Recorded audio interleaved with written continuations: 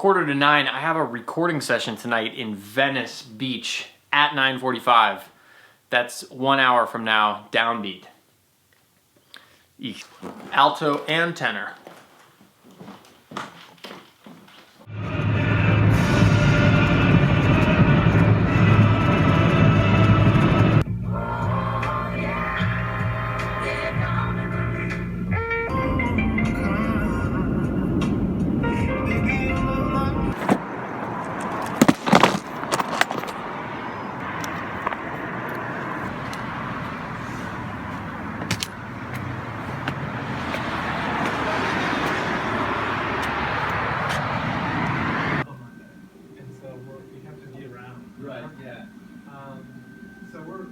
Yeah, well, also because like now that I've got the alto out, I need to.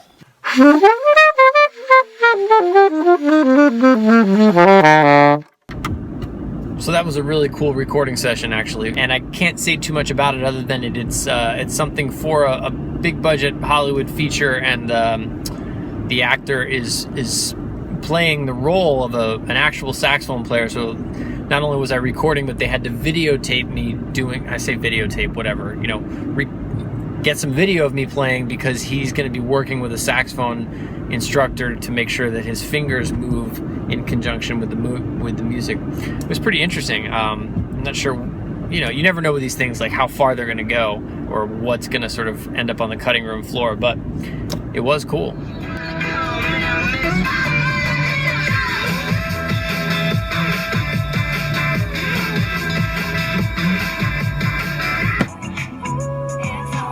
It's late. I'm home. I'm tired. I don't think I'm going to be able to get up early and listen to an album tomorrow, thus breaking my 2-day streak. I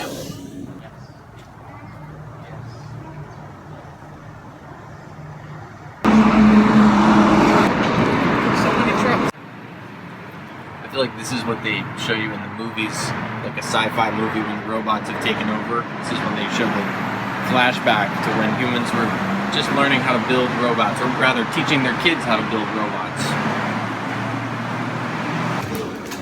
You want more? Y'all might hear some.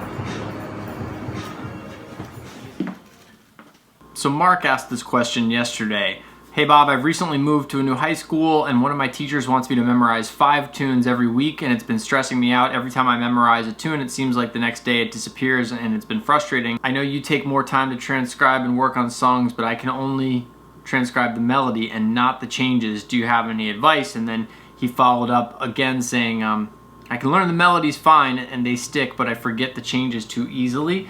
5 songs a week is too much.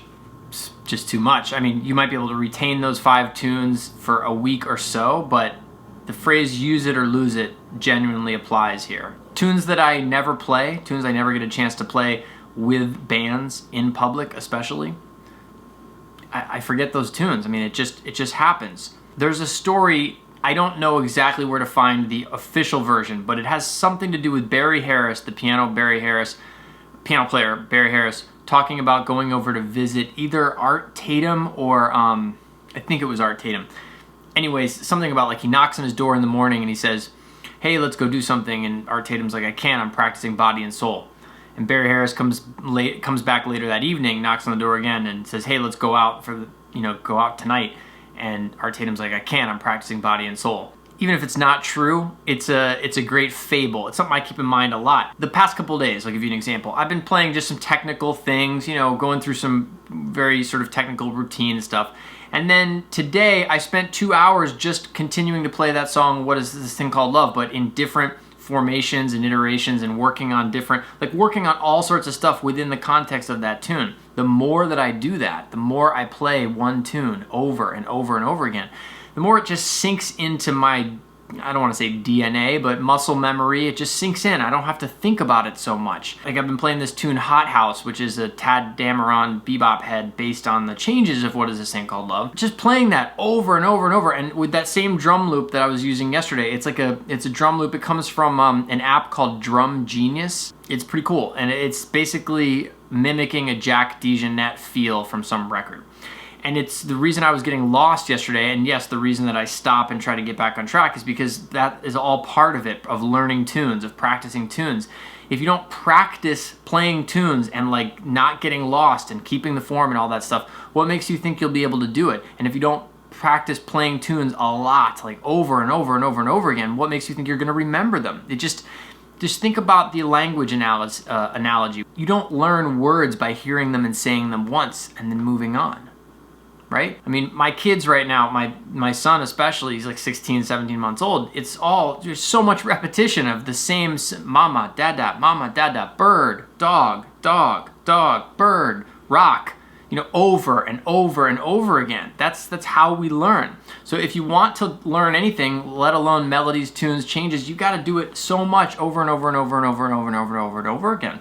And I think sometimes people think somehow there's a way to skip that. The sooner that you stop looking for a shortcut, the escalator, if you will, like the sooner you let go of the false belief that there is an escalator out there, the sooner you buy into doing the work it takes. I'm just saying that the more that you do stuff repetitively and doing it right, doing it correctly, repetitively, it sinks in. It becomes more and more muscle memory. I don't have to think about playing Donna Lee. I can just think, I want to play Donna Lee and go. And my fingers do the rest because I spent a period of time playing that song over and over and over again. And then throughout the years, I keep revisiting it. I keep playing it. So I don't need to spend the same amount of time on it now that I once did because it's in there somewhere.